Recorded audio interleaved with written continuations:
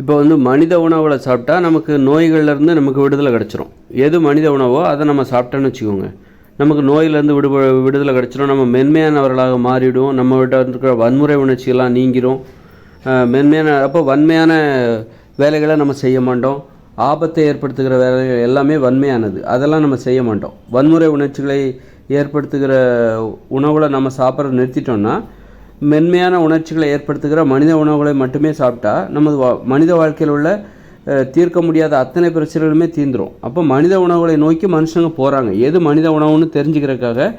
ஏன் மற்ற உணவுகளெல்லாம் நம்ம சாப்பிடக்கூடாது, மற்ற உணவுகளை சாப்பிட்டாக்கா மனித உணவுகள் அல்லாத பிற உணவுகளை சாப்பிட்டா மனித வாழ்க்கையில் ஏற்பட என்னென்ன பிரச்சனை ஏற்படும் அப்படிங்கிறத தெரிஞ்சுக்கிறதுக்காக ஒரு பரிசோதனை முயற்சியில் இன்றைக்கி மக்கள் வாழ்ந்துகிட்டு இருக்காங்க, மனுஷங்க வாழ்ந்துட்டு இருக்காங்க. அதோட முடிவும் கிடச்சி போச்சு. இன்றைக்கி வந்து எதெல்லாம் தானிய உணவு, மாமிசம், மீன், முட்டை, தயிர், மோர், வெண்ணெய், நெய், இதெல்லாம் வந்து உப்பு கலந்து இதெல்லாம் மனித உணவு கிடையாது. அப்போ அதை சாப்பிட்டா என்ன நடக்கும்? இப்படி ஆபத்தை நோக்கி போகிற ஒரு வாழ்க்கையை வாழ்வோம். இன்றைக்கி ஆபத்தையும் அழிவையும் நோக்கி போகிற ஒரு வாழ்க்கையை நம்ம வாழ்ந்துக்கிட்டு இருக்கிற காரணம் இந்த உணவுகள் தான். இந்த உணவுகளை சாப்பிட்டா இதுதான் நடக்கும். இந்த உணவுகளை சாப்பிட்டா உடம்புல அளவுக்கு அதிகமான வலிமை கிடைக்கும். அந்த வலிமையை வச்சுக்கிட்டு நம்ம எளிதான வேலைகளை நம்ம செய்ய மாட்டோம். நம்ம மென்மையானவராக இருந்தால் மென்மையான வேலைகளை செய்வோம். வலிமையானவராக நாம் நம்மை உணர்ந்தால் வலிமையான வேலைகளை தான் நம்ம செய்வோம். அப்போ இன்றைக்கி நம்ம வலிமையானவராக நம்மை உணர்வதற்கு நம்ம என்ன காரணம்? மனுஷங்கன்னா இன்றைக்கி பாருங்கள், விண்வெளிக்கு போகிறான், விமானத்தை ஓட்டுறாங்க, கப்பலை ஓட்டுறாங்கன்னா எவ்வளோ வலிமையானவர்களாக தன்னை உணர்ந்திருந்தால் இதையெல்லாம் அவர்கள் செய்வார்கள். அப்போ அதற்கு காரணம் வலிமையானவர்கள் என உணர வைக்கிற அந்த உணவுகள் ஒரு காரணம். அப்போ அந்த உணவுகள் தான் நம்ம ஆபத்தை நோக்கி வலிமையானவர்கள் தன்னை உணர்ந்து வன்மையான செயல்களை செய்யும்போது நிறைய ஆபத்துகள் ஏற்படுது, அழிவுகள் ஏற்படுது, உயிரிழப்புகள் ஏற்படுது. அப்புறம் அது வந்து நோயை ஏற்படுத்துகிறது. குற்றங்கள், எல்லா நிகழ்ச்சிக்கும், எல்லா தீர்க்க முடியாத கொடூரமான பிரச்சனைகள் அத்தனைக்கும் இந்த உணவுகள் தான் ஒரு காரணம். உணவுகள் ஒரு காரணம். உணவுகள் மட்டுமே ஒரு காரணம் என்று சொல்ல முடியாது. ஏன்னா மனித மனம் என்பது இன்னும் வந்து தீர்வை நோக்கி மனித நிலையில் நாம் இன்னும் முழுமையடையவில்லை. அதனால் மனசில் வந்து எண்ணங்கள், யோசனைகள், கனவுகள் இதெல்லாம் தொடர்ச்சியாக வந்துக்கிட்டே இருக்குது. ஓய்வே இல்லாமல், இடைவெளியே இல்லாமல் நம்ம எங்கே போகிறோம், எங்கேருந்து வந்தோம், எங்கே போகிறோம், நம்ம மனித நிலையில் முழுமையை அடைவோமா மாட்டோமா, கரை சேருவோமா மாட்டோமா, விலங்குகளாக குரங்குகளாக வாழ்ந்த நாம் மனம் என்னும் நோய் ஏற்பட்டனால இன்றைக்கி வந்து மனித நிலையை நோக்கி நம்ம போய்கிட்டு இருக்கோம். மனித நிலையில் நம்ம முழுமையை அடைவோமா மாட்டோமா, அப்போ அப்படிங்கிற ஒரு சந்தேகத்தோடையும் பயத்தோடையும் அப்போ அவனுக்கு எவ்வளோ குழப்பம் இருக்கும், எவ்வளோ பயம் இருக்கும், எவ்வளோ கோபம் இருக்கும். அந்த கோபங்களை வந்து மேலும் ஊக்குவிக்கிற மாதிரி இந்த உணவுகள், தானிய உணவுகள், மாமிசம், மீன், முட்டை. ஏற்கனவே அவன் கோபமாக இருக்கிறாங்க. அப்போ கோபமாக இருக்கிறவங்கள மேலும் வந்து வெறியத்தினா எப்படி இருக்கும்? அப்போ மனுஷங்க ஏற்கனவே பயத்தோடு இருக்காங்க. நம்மெல்லாம் மனித இனம் மனம் எனும் நோயால் மனித நிலையை நோக்கி நம்பிக்கையோடு போகிறோம். அந்த மனித நிலையில் நாம் முழுமையை அடைவோமா மாட்டோமான்னு உறுதியாக சொல்ல முடியாது. அப்போ அந்த இடத்த நோக்கி நம்ம போய்கிட்டு இருக்கோம். அப்போ எவ்வளோ பயம் இருக்கும்னு நினச்சி பாருங்கள். ஒரு இனத்துக்கு எவ்வளோ பெரிய பயம் இருக்கும், எவ்வளோ பெரிய குழப்பம் இருக்கும், கோபம் இருக்கும். அப்படி போயிட்டு இருக்கும்போது அந்த குழப்பத்துக்கும் கோபத்துக்கும் எரியிற தீயில எண்ணெய் விட்டா மாதிரி இந்த உணவுகள், தானிய உணவுகள், மாமிசம், மீன், முட்டை, தயிர், மோர், வெண்ணெய், நெய், உப்பு கலந்து சமைக்கப்பட்ட உணவுகள், இந்த உணவுகளெல்லாம் சாப்பிடும்போது எரியிற தீயில எண்ணெயை விட்டா மாதிரி மேற்கொண்டு இந்த உணவுகள் வந்து மேலும் அதை ஊக்குவிக்கிறது. ஏற்கனவே மனுஷங்களுக்கு இருக்கிற பயம், கோபம், குழப்பம், இது எல்லாம் பீதி, நம்ம கரை சேருவோமா மாட்டோமா. ஏன்னா இயற்கையில் நிகழ முடியாத ஒரு புதிய முயற்சி. அப்போ மனம் எனும் நோய் ஏற்பட்டனால இன்றைக்கி இயற்கையவே தன் வசப்படுத்துகிற ஒரு முயற்சியில் மனுஷங்க அந்த முயற்சியில் வெற்றி பெறுவாங்களா மாட்டாங்களா, ஒரு பாதுகாப்பான ஒரு வாழ்க்கையை எதிர்காலத்தில் வாழ்வாங்களா மாட்டான்னு ஒரு பயத்தோடையும் குழப்பத்தோடையும் போயிட்டுருக்கும்போது அந்த மனசில் வந்து அந்த எண்ணங்கள், யோசனைகள், கனவுகள், சிந்தனைகள்லாம் தொடர்ந்து வந்துக்கிட்டே இருக்குது. கட்டுப்படுத்த முடியாத அளவுக்கு வந்துக்கிட்டே இருக்குது. அப்போ வந்து இந்த உணவுகள், இந்த வெறியேற்றுற மாதிரி வன்முறை உணர்ச்சிகளை தூண்டுற மாதிரியான உணவுகள், தானிய உணவுகள், உப்பு கலந்து சமைக்கப்பட்ட மாமிசம், மீன், தயிர், மோர், வெண்ணெய், நெய், தேன், இந்த உணவுகளெல்லாம் சாப்பிடும்போது, மீன், இந்த மாதிரி உணவுகளை சாப்பிடும்போது இன்னும் கொழுந்து விட்டு எரியுது. மனுஷங்களுக்கு இருக்கிற பயம், கோபம் எல்லாம் இன்னும் கொழுந்து விட்டு எரியுது. அப்படி எரியும் போது தான் அப்போ இன்னும் கோபம் அவனுக்கு பன்மடங்காக மாறும்போது தான் அப்போ அவங்க நிகழ்த்துகிற சாதனைகள் தான் இந்த இயந்திர அறிவியல் உலகம். விண்வெளிக்கு போகிறது, கப்பலை ஓட்டுறது, விமானத்தை ஓட்டுறது, அல்லது இந்த வாகனங்களை இந்த மாதிரியான முயற்சிகள்லாம் அந்த மாதிரியான நேரத்தில் தான் அது சாத்தியமாகுது. அப்போ மனித உணவுகளை நம்ம வந்து அப்போது மனித நிலையில் நாம் இப்போ நான் வந்து மனித நிலையில் முழுமை அடைஞ்சாச்சு. அப்போது மனம் என்னும் நோய் வந்து ஒரு கட்டுப்பாட்டுக்குள்ளே வந்தாச்சு. அப்புறம் இனிமேல் வந்து அந்த தீ வந்து முன்னாடி எரிஞ்ச அளவுக்கு எரியிற தீயில அப்போ இப்போல்லாம் தெரிஞ்சு போச்சு, இந்த உணவுகள்லாம் சாப்பிடக்கூடாது, இந்த உணவுகள்லாம் வந்து ஒருத்தருடைய கோபத்தை மேலும் அதிகப்படுத்தும், மென்மையானவர்களை வன்மையானவர்களாக மாற்றும் அப்படின்னு கண்டுபிடிச்சாச்சு. இப்போ வந்து நம்ம அந்த மனித உணவுகளை நோக்கி நம்ம போகும்போது அதுக்கு தடையாக இருக்கிறதே இந்த உணவுகள் தான். ரொம்ப கவர்ச்சியான உணவுகள், தானிய உணவுகள், மாமிசம், மீன், தயிர், மோர், வெண்ணெய், நெய், இதெல்லாம் இந்த உணவுகள்லாம் ரொம்ப கவர்ச்சியான உணவு. நம்ம மனித உணவுங்கிறது மென்மையானது, நம்மை மென்மையாக மாற்றக்கூடியது, எளிமையானது, அதிக கவர்ச்சி கிடையாது. ஆனால் கவர்ச்சி இருக்குது, சுவை இருக்குது. ஆனால் நம்மை அடிமைப்படுத்துகிற சுவை அதில் இல்லை, நம்மை அடிமைப்படுத்துகிற கவர்ச்சி அதில் கிடையாது. ஆனால் ரொம்ப கவர்ச்சியானது எதுன்னா நமக்கு அடிமைத்தனத்தை ஏற்படுத்துகிற, நம்மை அழிவையும் ஆபத்தையும் நோக்கி அழைத்து செல்கிற அந்த தானிய உணவு, மாமிசம், மீன், முட்டை, தயிர், மோர், வெண்ணெய் எல்லாம் ரொம்ப கவர்ச்சியானது. இந்த கவர்ச்சியான உணவுகள் நமக்கு தடையாக இருக்குது. நம்ம வந்து ஒரு சரியான உணவு முறையை நோக்கி போகிறதுக்கு இதெல்லாம் தடைகள். நம்ம வந்து சரியான மனித உணவை நோக்கி போகும்போது அந்த எளிமையான அதிக கவர்ச்சி இல்லாத, நம்மை அடிமைப்படுத்தாத இந்த எளிமையான மென்மையான அந்த மனித உணவுகளை நோக்கி போகும்போது நம்மளை அந்த போக விடாமல் தடுக்கிற உணவுகள் தான் இந்த மாமிசம், மீன், தயிர், மோர், வெண்ணெய், நெய், இட்லி, பூரி, பொங்கல், தோசை, இந்த மாதிரியான உணவுகள்லாம். மாமிசம் இதெல்லாமே, இது தேன், இதெல்லாம் வந்து நம்மளை தடுக்கிற ஒரு உணவுகள். நம்ம வந்து ஒரு சரியான உணவை நோக்கி போகிறதுக்கு நம்மை தடுக்கின்ற ஒரு உணவு. ஒருத்தர் வந்து ஜெயிக்கிறாங்க அப்படின்னா எளிதாக ஜெயிச்சிட முடியுமா? நிறைய எது நமக்கு நல்லது கெட்டது அதெல்லாம் பார்த்து தானே நம்ம அதிலெல்லாம் வந்து விடுபட்டால் தானே ஒருத்தர் வந்து ஜெயிக்க முடியும். அது மாதிரி தான் இது. ஒருத்தர் ஜெயிக்க போராடுறாரு, ஆனால் வந்து இடையில பார்த்தா போதை மருந்துக்கு அடிமையாயிட்டார். அது மாதிரி மனுஷங்க மனித உணவு என்பதை கண்டுபிடிக்கணும் அப்படிங்கிற நோக்கத்தோடு போயிட்டுருக்கும்போது அந்த மனுஷங்களை திசை திருப்பி அடிமைகளாக மாற்றி வீழ்ச்சியுற செய்கிற வேலைகளை தான் இந்த தானிய உணவு, மாமிசம், மீன், தயிர், மோர், வெண்ணெய், நெய் இதெல்லாம் வந்து செஞ்சிட்ருக்குது. நான் உனக்கு நிறைய வலிமை தரேன், நீ அந்த மனித உணவை நோக்கி போவாத. மனுஷங்க வந்து மனித உணவுகளை நோக்கி போகிறாங்க. ஒரு அமைதியான வாழ்க்கை வாழணும், மனுஷங்க ஒருத்தர் நேசிக்கணும், நோய்கள்லேருந்து விடுபடணும் அப்படிங்கிற ஒரு உயரிய நோக்கோடு அதுக்கு தீர்வு அந்த மனித உணவுகளில் தான் இருக்குது. அந்த மனித உணவை நோக்கி போவோம். எதெல்லாம் மனித உணவுன்னு கண்டுபிடிக்கிறதுக்கு போராடும்போது வழியில் நம்ம அந்த மனித உயிர்களின் முயற்சியை தடுக்கிற ஒரு செயலை எது செய்யுது அப்படின்னா இந்த தானிய உணவு, மாமிசம், மீன், தயிர், மோர், வெண்ணெய், நெய், இந்த தேன், இந்த மாதிரியான உணவுகள் என்ன பண்ணுது? மனுஷங்களை வந்து போக விடாமல் தடுக்குது. நீ போகாத, பாரு நான் எவ்வளோ கவர்ச்சியாக இருக்கேன் பாரு நான் எவ்வளோ சுவையாக இருக்கேன் பாரு அப்படின்னு சொல்லி இந்த மாமிசம், மீன், தயிர், மோர், வெண்ணெய், நெய் இது போன்ற தானிய உணவுகள் இதெல்லாம் என்ன சொல்லுது? நான் ரொம்ப சுவையாக இருக்கேன், இட்லி, பூரி, பொங்கல், தோசை, இதெல்லாம் வந்து நீ அங்கே போகாத, அந்த உணவு அவ்வளோ ஆற்றல் தர்றது, என்ன சாப்பிட்டு பாரு, நீ மிகப்பெரிய உன்னை ரொம்ப வலிமையானவராக உணர்வாய் அப்படின்னு சொல்லி இந்த தானிய உணவுகள்லாம் மனுஷங்கிட்ட சொல்லுது. சிலர் ஆமான்னு அப்படின்னு சொல்லிட்டு சிலர் அந்த உணவுகளை சாப்பிட்டு அடிமையாகிடுவாங்க. மேற்கொண்டு அவங்களால முன்னேற முடியாது. அப்போது இதெல்லாம் வந்து நம்மளை ஏமாத்துது அப்படின்னு சொல்லிட்டு இதெல்லாம் தப்பு, இந்த மாமிசம்லாம் நீங்கள்லாம் வந்து உண்மையான உணவே கிடையாது, நீங்கள்லாம் எனக்கு நோயை ஏற்படுத்துகிறீங்க, நீங்கள்லாம் நோய்களை தரக்கூடியது, நீங்கள்லாம் வலிமையான உணர்ச்சியை ஏற்படுத்தி என்னை ஆபத்தான முயற்சிகளில் ஈடுபடுத்தி என்னை அழிப்பதற்கான வேலை தான் இந்த உங்களை சாப்பிட்டா நான் அழிஞ்சு தான் போவேன் அப்படின்னு சொல்லிட்டு இதுக்கெல்லாம் ஒரு விளக்கம் கொடுத்துட்டு இதையெல்லாம் தாண்டி தப்பி நாம் மனித உணவுகளில் போய் சரணடையணும். மனித உணவுகளை போய் கண்டுபிடிக்கணும்னா இவ்வளோ தடைகள் இருக்குது. அதனால தான் இதை கண்டுபிடிக்கிறதுக்கு இவ்வளோ லேட் ஆகுது. ஏன் இதை கண்டுபிடிக்க முடியல அப்படின்னா அவ்வளோ தடைகள். மாமிசம், மீன், தயிர், மோர், வெண்ணெய், நெய், தானிய உணவுகள் இது எல்லாம் பொய்யானது, போலியானது அப்படின்னு நிரூபித்து பாடம் கற்றுக்கிட்டு இது நாள் வரைக்கும் ஏன் நோய் வந்தது, இந்த மனித வரலாற்றை திரும்பி பார்க்கணும். ஏன் சண்டை போட்டாங்க, ஏன் நோய்கள் வந்தது, ஏன் இவ்வளோ பிரச்சனைகள், ஏன் மூட நம்பிக்கைகள், அப்போ அதுக்கெல்லாம் இந்த உணவுகள் தான் காரணம் அப்படின்னு சொல்லிட்டு நம்ம வந்து கற்றுக்கிட்டு கடைசியில் வந்து நம்ம இந்த தடைகளெல்லாம் தாண்டி போய் மனித உணவுகளை போய் சரணடைகிறோம். மனித உணவுகிட்ட போய் சரணடைகிறோம். அதை சரணடைந்து அதை சாப்பிட்டு பார்க்குறோம். அப்போ மூட நம்பிக்கைகள் விலகுது, மனித வாழ்க்கை எளிதாக மாறுகிறது. அறிவுபூர்வமான ஒரு வாழ்க்கை வாழலாம், எளிதாகவே அறிவை பெறலாம். நீ வந்து தானிய உணவுகள், மாமிசம், மீன், தயிர், மோர், வெண்ணெய் எல்லாம் சாப்பிட்டா மூட நம்பிக்கைகள் ஏற்படும்.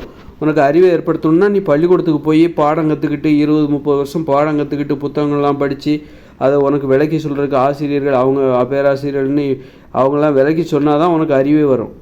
ஆனால் நீ இந்த மனித உணவுகளை சாப்பிட்டேன்னா உனக்கு எந்த ஆசிரியரும் தேவையில்ல, நீ கற்றுக்கலாம். சும்மா எளிதாகவே மனுஷங்களை பேசுகிறத கேட்டே நீ வந்து அறிவை பெறலாம். எளிதான வாழ்க்கைக்கு தேவையான அறிவை பெறலாம். அப்போ வாழ்க்கையை எளிதாக இருப்பார். பள்ளிக்கூடமே போக தேவையில்லை. பள்ளிக்கூடம் போகலைன்னாலும் நீ அறிவுடையவராகத்தான் இருப்பாய். இயற்கையான உணவை சாப்பிட்டா நீ பள்ளிக்கூடம் போக தேவையில்லை, புத்தகங்கள் படிக்க தேவையில்லை. அப்போது அதனால் உனக்கு நீ முட்டாளாகவும் ஆக போகிறதில்ல, நீ இயற்கையான அறிவோடு இருப்ப. ஆனால் நீ இந்த தானிய உணவை சாப்பிட்டா கண்டிப்பாக உனக்கு பள்ளிக்கூடம் தேவை, கண்டிப்பாக உனக்கு புத்தகங்கள் தேவை. ஏன்னா தானிய உணவுகள், மாமிசம், மீன், தயிர், மோர், வெண்ணெய், நெய்யெல்லாம் சாப்பிட்டா உனக்கு மூட நம்பிக்கைகள் ஏற்படும். எதை செய்யணும், எதை செய்யக்கூடாது, எதை பேசணும், எதை பேசக்கூடாதுன்னு உனக்கு தெரியாது. அதனால் நிறைய பிரச்சனைகளை எடுத்துகிட்டு வந்து வம்பில் மாட்டிப்ப. கடைசியில் ஆபத்தில் சிக்கி கடைசியில் நீ அழிவை நோக்கி கண்டிப்பாக நீ போவ.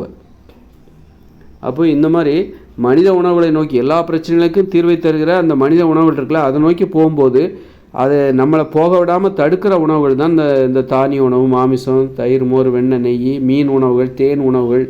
தேன் இதெல்லாம் நம்மை தடுக்கின்ற உணவுகள். உண்மையை நோக்கி போகும்போது நம்ம தடுக்கின்ற உணவுகள் தான் இது. போகாத, நான் தான் உண்மையான ஆள் அப்படின்னு இதெல்லாம் வந்து போலியான உணவுகள். இதெல்லாம் போலி. இதெல்லாம் சாப்பிட்டா நம்ம அழிவு தான் வந்து சேரும், உடம்புல நோயும் வந்து சேரும், மனித வாழ்க்கையை வந்து நிறைய பிரச்சனைகள் வரும். அழிவை நோக்கி போர், சண்டை, இந்த உலகத்தில் நோய் எல்லாம் வந்தது காரணம் இந்த உணவுகள் தான், தானிய உணவுகள் தான். அப்போ அந்த வகையில் வந்து இப்போ நான் அதை கண்டுபிடிக்கிறேன்னா என்கிட்ட அடிமைத்தனம் இல்லை, அதனால தான் நான் அதை கண்டுபிடிக்கிறேன்.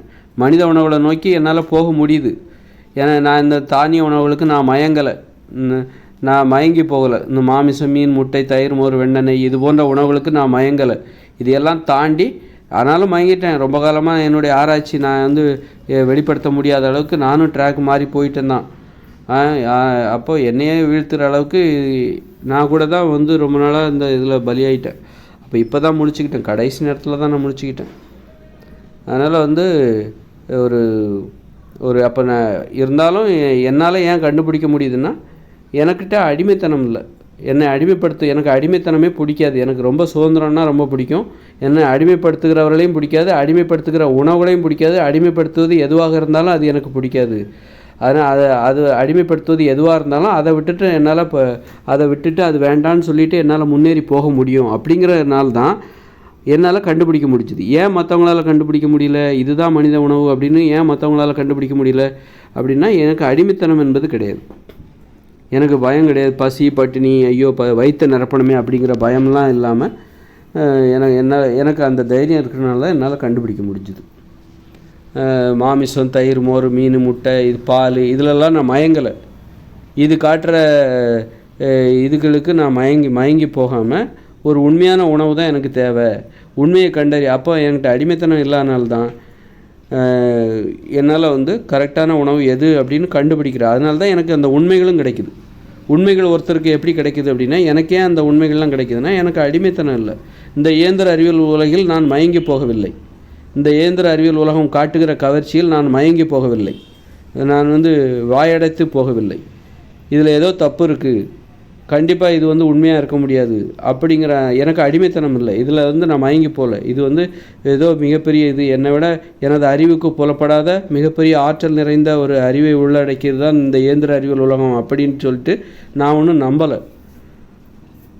அதனால தான் என்னால் இதை தாண்டி, இந்த உலகத்தை தாண்டி போட அந்த பக்கம் அப்படின்னு சொல்லி இந்த உலகத்தை ஒரு பக்கமாக தள்ளி விட்டுட்டு, இந்த இயந்திர அறிவியல் உலகம் அந்த பக்கமாக ஒரு தள்ளி விட்டுட்டு, அதை தாண்டி இருக்கிற அது நிலையான ஒரு உலகம், மாறாத அந்த உலகம் தான் இயற்கையோடு இணைந்த மனித வாழ்க்கை. அதை என்னால் கண்டுபிடிக்க முடிஞ்சுது. அதனால தான் நான் மனித நிலையில் முழுமையடைய முடிஞ்சுது. இப்போ மனுஷங்க வந்து பயந்துக்கிட்டே வராங்க. நம்மளாம் ஏதோ இயற்கையில் வந்து தன்னை பாதுகாத்து கொள்வதற்காக இயற்கை விதிமுறையை மீறிய ஒரு வாழ்க்கை, மனித வாழ்க்கை என்பது இயற்கை விதிமுறையை மீறிய ஒரு வாழ்க்கை. உணவு சங்கிலிருந்து விடுபட்டு பிறக்கிற அத்தனை பேரும் சாகிற வரைக்கும் உயிரோடு வாழ முடியும் அப்படிங்கிற உத்தரவாதத்தை தருகிற ஒரு பாதுகாப்பான வாழ்க்கையை நோக்கி மனுஷங்க போகும்போது, நாம் மனித நிலையில் முழுமை அடைவோமா மாட்டோமா அப்படிங்கிற ஒரு சந்தேகம் இருக்கும்ல. ஒரு ஊருக்கு போகிறோம், அந்த ஊர் எங்கே இருக்குது, எவ்வளோ தூரத்தில் இருக்குது அப்படின்னு இதுக்கு முன்னாடி நம்ம போனது கிடையாது அந்த ஊருக்கு. அப்போ அந்த ஊருக்கு நம்ம போவோமா மாட்டோமா அப்படின்னு நமக்கு ஒரு சந்தேகம் இருக்கும். எவ்வளோ தூரம்னு தெரியாது, யாருக்கிட்டேயும் வழியும் கேட்க முடியாது. அப்படித்தான் வந்து மனித நிலையில் குரங்குகளாக விலங்குகளாக வாழ்ந்து கொண்டிருந்த நாம் மனமெனும் நோய் ஏற்பட்டதுனால பாதுகாப்பாக வாழ வேண்டும் என்கிற அந்த அச்சம்தான், அந்த மரண பயம்தான் நமக்கு மனமெனும் நோயவே ஏற்படுத்திச்சு. மனமெனும் நோய் தான் நம்ம மனித நிலையில் அந்த பரிணாம வளர்ச்சியை ஆரம்பிப்பதற்கும் அதனை நோக்கி முன்னேறுவதற்கும் நம்ம பல காலங்களாக நம்ம வந்து முயற்சித்து வந்து கொண்டே இருக்கிறோம். அப்போது நம்ம வந்து மனித நிலையில் முழுமை அடைவோமா மாட்டோமா, எங்கே போகிறோம், மனித உயிர்களின் எதிர்காலம் எப்படிப்பட்டதாக இருக்கும், எதுவுமே தெரியாது. ஆனால் நம்ம போகிறோம், ஏதோ ஒரு முயற்சி பண்ணிகிட்டே இருக்கோம். எதிர்காலம் மனித வாழ்க்கை எதிர்காலத்தில் என்னவா மாறும் அப்படின்னு நமக்கு ஒன்றுமே தெரியாது. அப்போ மனுஷங்களுக்கு எவ்வளோ பயம் இருக்கும், எவ்வளோ குழப்பம் இருக்கும், எதிர்காலத்தை பற்றின பயம் எப்படியெல்லாம் இருக்கும்னு நினச்சி பாருங்கள். இப்போ ஒரு ஆடோட வாழ்க்கை, ஆடு மாடுகளோட வாழ்க்கை என்னவாக இருக்கும், அது வளரும், அப்புறம் தான் முதுமை அடைஞ்ச உடனே இறந்து போயிடும். எதிர்காலத்தை பற்றி அவைகளுக்கு தெரியும், ஒன்றும் குழப்பம் எதுவுமே கிடையாது. குட்டியாக பிறக்குது, அப்புறம் வளருது, அப்புறம் அவைகளும் உடல் உறவில் ஈடுபட்டு இனப்பெருக்கத்திற்கான வேலைகளை செஞ்சுது, அப்புறம் முதுமை அடைந்து சாவ போகுது. அது தெரியும், எதிர்காலத்தை பற்றி அதுகளுக்கு, ஆடு மாடுகளுக்கு ஒன்றும் சந்தேகமே கிடையாது. ஆனால் மனித வாழ்க்கை எதிர்காலத்தில் என்னவா மாறும் அப்படிங்கிற இனிமேல் என்ன பண்ண, கடந்த காலத்தில் போரிட்டு இருந்தாங்க, இன்றைக்கி அமைதியாக இருக்காங்க, நாளைக்கு என்ன பண்ண போகிறாங்க, விண்வெளிக்கு போயிடுவாங்களா, இப்படி. அப்போ எவ்வளோ பயம் இருக்கும்னு நினச்சி பாருங்கள் மனுஷங்களுக்கு எதிர்காலத்தை பற்றி. நம்ம பிள்ளைகளை எதிர்காலத்துக்கு தகுந்த மாதிரி மாற்றணும் அப்படின்னு சொல்லிட்டு ஏகப்பட்ட குழப்பங்கள் நம்ம அப்போது இது வெளிப்படையான பிரச்சனை. இது எதிர்காலத்தில் இந்த உலகம் என்னவா மாறும், இந்த டெக்னாலஜி எப்படி போய், இது வெளிப்படையான பிரச்சனை. ஆனால் இதுக்குள்ளே இன்னொரு பிரச்சனை இருக்குது. நம்ம மனித நிலையை நோக்கி தான் பல பரிசோதனைகளை நாம் நிகழ்த்தி கொண்டு முன்னேறி கொண்டே இருக்கிறோம். நாம் மனித நிலையை அடைவதற்காக தான் இந்த மொழியெல்லாம் கண்டுபிடிக்கிறோம். மனித உயிர்களாக வாழ்வதற்கு மொழி தேவை. ஒரு வாழ்க்கை முறை எப்படி வாழணும் அப்படிங்கிறத நம்ம கண்டுபிடிக்கணும். அப்படி நம்ம வாழ்ந்து பார்த்து நம்ம பல்வேறு உண்மைகளை கண்டுபிடிச்சி முன்னேறிக்கிட்டே இருக்கோம். கடைசியில் நம்ம மனித நிலையில் முழுமை அடைவோமா, மனித நிலையில் எதை நோக்கி போகிறோம், மனித நிலையில் முழுமை அடைகிறக்காக தான் போகிறோம் அப்படிங்கிறதே தெரியாது. முழுமை அடையும் போது தான் இது நாள் வரைக்கும் அதை நான் கண்டுபிடிக்கிறேன். நான் மனித நிலையில் முழுமை அடையும் போது தான், மனித நிலையில் முழுமை அடைவதற்காக தான் நம்ம இவ்வளோ காலம் பயணித்து வந்தோம், இதுதான் மனித நிலை அப்படிங்கிற உண்மையே எனக்கு தெரிய வருது. அடையும் போது தான், அதுக்குள்ளே நுழையும் போது தான், நானே எங்கே போகிறேன்னு எனக்கு தெரில. எனது மனதில் தொடர்ச்சியாக வந்து கொண்டே இருக்கிற அந்த எண்ணங்கள், கனவுகள், யோசனைகள், கற்பனைகள், அதுக்குள்ளே ஒரு இடைவெளி ஏற்படுது, ஒரு துண்டு விழுது, ஒரு வெற்றிடம் விழுது. அப்போ தான் தெரியுது எனக்கு, இதுதானா, இதுக்கு முன்னாடி இப்படி ஒரு வெற்றிடம் எனக்கு தேவை அப்படின்ட்டு நான் போகல. ஆனால் ஒரு இடைவெளி விழுந்த பிறகு தான் தெரியுது, அப்போ நம்ம இதை நோக்கி தான் போகிறோம், ஒட்டுமொத்த மனித இனமே இதை நோக்கி தான் வருது. அப்போது மனித நிலையில் முழுமையடைகிற அந்த முதல் மனிதனாக நான் இருக்கிறேன் அப்படிங்கிற அந்த உண்மை எனக்கு தெரிய வருது. அப்போ தான் எனக்கு ஒரு அமைதி ஏற்படுகிறது. அப்படி ஒரு உண்மை எனக்கு தெரியலன்னா எனக்கே எவ்வளோ கோவம் இருந்திருக்கும், என்னை போல் மனித இனத்துக்கு, ஒட்டுமொத்த மனித இனத்துக்கு எவ்வளோ கோவம் இருந்திருக்கும். நம்ம ஒரு ஊருக்கு போகிறோன்னா அந்த ஊர் எங்கே இருக்குன்னு தெரியாது, யாருக்கிட்டே கேட்கணுன்னு தெரியாது, அந்த ஊர் எவ்வளோ தூரத்தில் இருக்குன்னு தெரியாது, நம்ம அந்த ஊருக்கு எந்த திசையில் இருக்குது, ஆனால் போய்கிட்டே இருக்கோம், எங்கே போகிறோன்னு தெரியாது. இப்படி ஆனால் போய்கிட்டே இருக்கும். கடைசியில் இதுக்கு தான் வந்தோமா, இந்த ஊரை பார்க்குறதுக்கு தான் வந்தோமா அப்படிங்கிற மாதிரி தான் நம்முடைய பயணமே, மனித பயணமே. அதனால் அப்போ மனித உயிர்களாக வாழணுன்னா மனித உயிர்கள் எப்படி வாழ வேண்டும், என்ன உணவுகளை சாப்பிட வேண்டும், எப்படி பேசணும், எப்படி பழகணும், இப்படி இயற்கை விதிமுறைகள் இருக்குது. அந்த விதிமுறைகளை கண்டுபிடிக்கிறக்காக தான் எப்படியெல்லாம் வாழக்கூடாது, என்னத்தெல்லாம் சாப்பிடக்கூடாதோ அதெல்லாம் சாப்பிட்றாங்க, எப்படியெல்லாம் வாழக்கூடாதோ அப்படியெல்லாம் வாழ்ந்து பார்க்குறாங்க. கடைசியில் ஒரு முடிவை கண்டுபிடிக்கிறாங்க. இதெல்லாம் பண்ணக்கூடாது, இப்படியெல்லாம் பேசக்கூடாது, இப்படித்தான் பழகணும், இதில் இவ்வளோ விதிமுறைகள் இருக்குது, குடும்பம், திருமணம், இப்படி நிறைய நடைமுறைகளை கண்டுபிடிச்சி இப்போ எல்லாத்தையும் கண்டுபிடிச்சாச்சுப்பா அப்படிங்கும்போது தான் நாம் ஒரு மனித வாழ்க்கையை வாழ்வதற்கு தகுதி பெறுகிறோம். மனித வாழ்க்கையை வாழ்வதற்கு இனிமேல் அமைதி, குழப்பங்கள் எதுவுமே இல்லாமல் மனித வாழ்க்கையை வாழ்வதற்கு நாம் தொடங்குகிறோம் அப்படின்னு நம்ம எடுத்துக்கலாம்.